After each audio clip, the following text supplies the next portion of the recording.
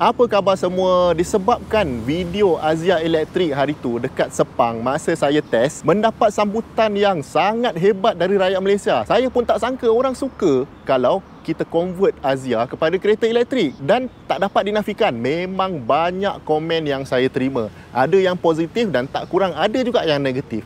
Tapi dalam banyak-banyak komen tu ada dekat 2000 komen tau. Komen yang paling hot sekali adalah kos, berapa kos nak convert, berapa kos nak run, dan juga aircon. Tempat kita ni memanglah nak kena aircon, mesti nak kena on. Orang risau kalau kita tersangkut dalam jam, lepas tu kita on aircon, nanti bateri tu habis pula, tak dapat sampai rumah. So masalah juga kalau macam tu kan. Baik, jadi hari ini saya pun datang lagi lah ke syarikat EV Innovation ni, dan berterima kasih kepada diorang sebab diorang sudi bagi saya pinjam sekali lagi kereta ni untuk explain dekat anda semua soalan-soalan dekat dalam komen tu. Jadi bila sebut pasal harga kereta elektrik ni, tak dapat dinafikan. Buat masa sekarang ni harga kereta elektrik secara general memang lebih mahal dari harga kereta biasa. Cuma disebabkan kereta ni kereta Azia, dan orang yang beli kereta Azia ni memanglah nak jimat. Jadi jom saya explain sikit berapa sebenarnya harga kalau kita nak convert kereta biasa kepada kereta elektrik macam ni. Jadi sebenarnya kalau kita buat conversion ni, ada 3 benda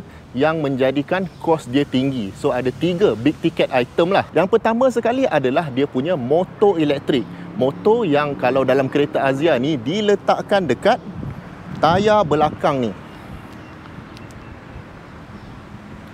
Okey, dan motor ni pula harga dia berbeza-beza, dan kereta Azia ni dia perlukan 2 motor. Jadi kos buat masa ni boleh kata sekitar 10,000. Tapi anda kena ingat, motor ni bergantung pada kita juga. Kalau kita nak motor yang power gila, mahal lah harga dia. Kalau nak motor yang sederhana, tak mahal sangat. Okey, itu item yang pertama. Item yang kedua pula adalah dia punya control electronics. So, control electronics ni termasuklah dia punya sensor-sensor yang perlu, kemudian dia punya battery management system, itu yang penting. Dan ada lagi lah komponen yang diperlukan untuk manage, contohnya charging daripada kita punya rumah kepada bateri ni. So, control electronics tu akan bagi lagi kos lebih kurang 10,000 lagi. Dan selepas tu mungkin kos yang paling mahal sebenarnya adalah bateri tu sendiri. Bateri ni kalau ikutkan juga terpulang kepada kita berapa saiz yang kita nak guna. Kalau kita guna bateri yang lebih power, lagi mahal lah dia. Dan bateri pula range dia antara 10,000 ke 20,000. Jadi secara total lah kalau kita tambah semua, dan juga mungkin ada komponen-komponen lain yang kita perlukan, total semua boleh mencecah 50 ke 60 ribu ringgit. Jadi kos macam ni buat masa sekarang ni, setakat prototype ni ada, memang mungkin tak bersesuaian lah dengan bajet yang kita ada. Cuma teknologi kereta elektrik ni dia sentiasa evolve. Kalau dulu Tesla pun masa dia jual Roadster tu, memang dia hanya boleh buat dalam kuantiti yang sikit tapi harga mahal gila. Jadi samalah juga dengan Azia Elektrik ni, hanya ada satu je dekat Malaysia ni. Jadi harga dia memanglah mahal. Cumanya bila benda ni evolve dekat negara kita, mungkin manufacturer sendiri yang buat Azia Elektrik ni, mungkin ada bengkel yang bertauliah buat conversion kepada Azia Elektrik. Jadi diorang pun berlipat dengan kuantiti yang banyak, part pun makin murah. Jadi barulah harga dia akan menurun sesuai untuk dibeli oleh rakyat Malaysia. Cuma at the moment harga dia belum lagi berpatutan untuk kita buat conversion ni. Dan untuk pengetahuan anda, company ni sendiri EV Innovation, dia buat ini sebagai prototype. Belum lagi ada conversion yang sebenar yang di-offer kepada customer, sebab banyak lagi prosedur yang perlu dibuat, ada safety testing, ada JPJ approval dan sebagainya. Dan benda ni perlahan-perlahan satu-satu kita akan buat. Jadi kalau kata ada pihak yang cuba offer untuk convert kereta kepada kereta elektrik untuk anda kena berhati-hati. Mungkin syarikat tu bukan EV Innovation sendiri. Okey, jadi itu untuk kos nak convert daripada Azia biasa kepada Azia Elektrik. Tapi macam mana pula untuk kos kita run kereta tu? Kalau kereta biasa kita pakai minyak lah kan. Tapi kalau Azia Elektrik ni kita akan pakai tenaga elektrik. Jadi jom kita kira sikit berapa kos untuk run kereta elektrik ni. Okey, first sekali untuk kereta biasa, kereta yang guna enjin ni senang je. Kita nak tahu berapa ringgit untuk 1 kilometer. Jadi first kita isi full tank, kemudian kita pun drive berapa kilometer, and then kita isi minyak sekali lagi. Kita dapatlah berapa ringgit minyak kita nak kena isi tu, bahagi dengan berapa kilometer yang kita dah drive. Jadi kita akan dapat berapa ringgit per kilometer. Dan EV Innovation dah test untuk kereta macam ni, kita akan belanja lebih kurang 19 sen per kilometer. Baik, jadi kereta elektrik pula macam mana? So, kalau kereta elektrik ni kita kena tengok tarif TNB untuk bil kita. Dan bil elektrik kita ni sebenarnya lagi banyak kita guna, lagi banyak kita kena bayar tau. Jadi kita ambil tarif yang paling mahal iaitu 57 sen per kilowatt hour. Kereta ni bateri dia 23 kilowatt hour.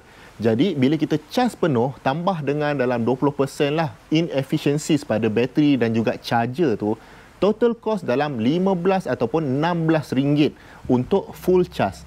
Dan full charge ni boleh pergi 220 km. Of course benda ni akan berubah lah. Cuma estimate sekarang adalah kereta Azia elektrik ni memerlukan 7 sen per kilometer. Jadi kalau compare dengan kereta petrol tadi, kereta elektrik ni akan jimat lebih kurang 40% duit kita untuk bergerak setiap kilometer. Now of course ini test yang unofficial lah. Untuk test yang official of course kita kena pergi WLTC punya drive cycle, NEDC punya drive cycle. Banyaklah prosedur dia. Tapi ini estimate yang kasar. Dan kereta elektrik memang macam tu. Nak beli memang mahal tapi nak run memang murah. Okey, jom sambung. Baik, jadi sekarang ni kita akan address pula soalan yang kedua terbanyak dalam video yang pertama tu. Kalau anda belum tengok, mesti nak kena tengok dulu dekat sini. Dan soalan yang kedua banyak ni adalah aircon tu sendiri. Adakah aircon ni akan guna banyak sangat power sampai range kita akan turun dengan mendadak? Kalau macam tu, suspend lah kita waktu jam kan? Jadi jom saya tengok berapa banyak aircon dalam kereta ni menggunakan power dan berapa lama kita boleh duduk diam dan on aircon ni sebelum bateri tu habis. Jom kita tengok. Okey, untuk pengetahuan anda, kereta ni juga didatangkan dengan meter yang kita boleh gunakan untuk tengok power kita ada banyak mana. Okey, dan kereta ni of course lah diorang tak ubah banyak dari segi interior. Jadi aircon masih ada lagi. Cuma diorang gantikan aircon yang belt driven dalam kereta biasa kepada electric compressor. Baik, jadi kalau kita tengok dekat sini, okey, kalau anda perasan dekat sini adalah ampere dan dekat sini adalah voltage. Untuk dapatkan power mestilah ampere kali dengan voltage.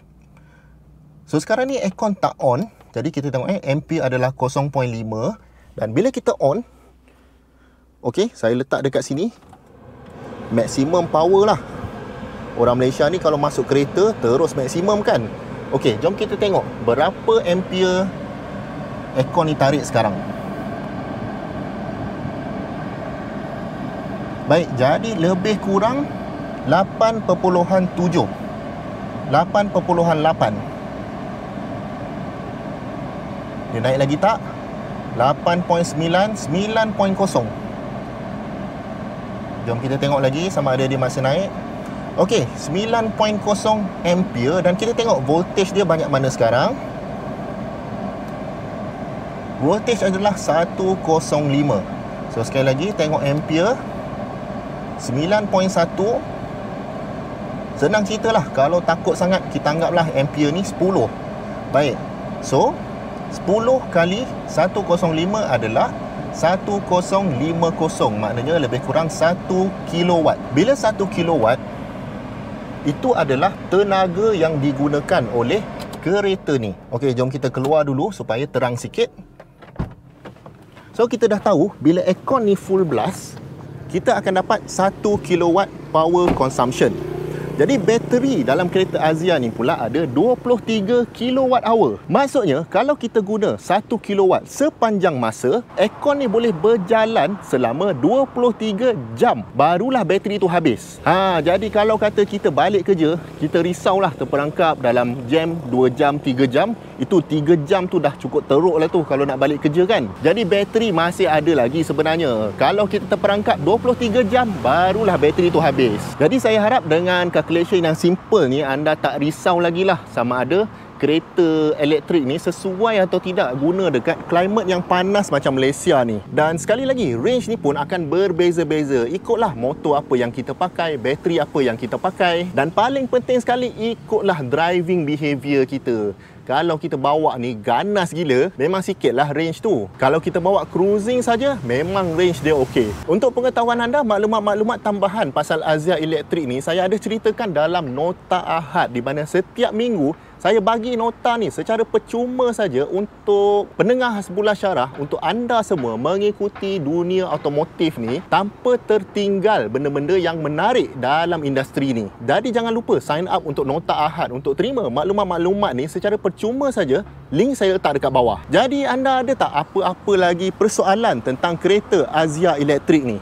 Banyak lagi sebenarnya saya akan ceritakan pasal kereta ni. Kita akan buat macam satu siri lah untuk cerita pasal Azia elektrik untuk anda semua. Manalah tahu satu hari nanti kita akan dapat beli kereta macam ni, dan kereta-kereta dekat Malaysia ni penuh dengan kereta elektrik. Kalau anda ada persoalan-persoalan lagi, jangan segan-segan komen saja dekat bawah dan saya akan cuba jawab persoalan-persoalan anda tu.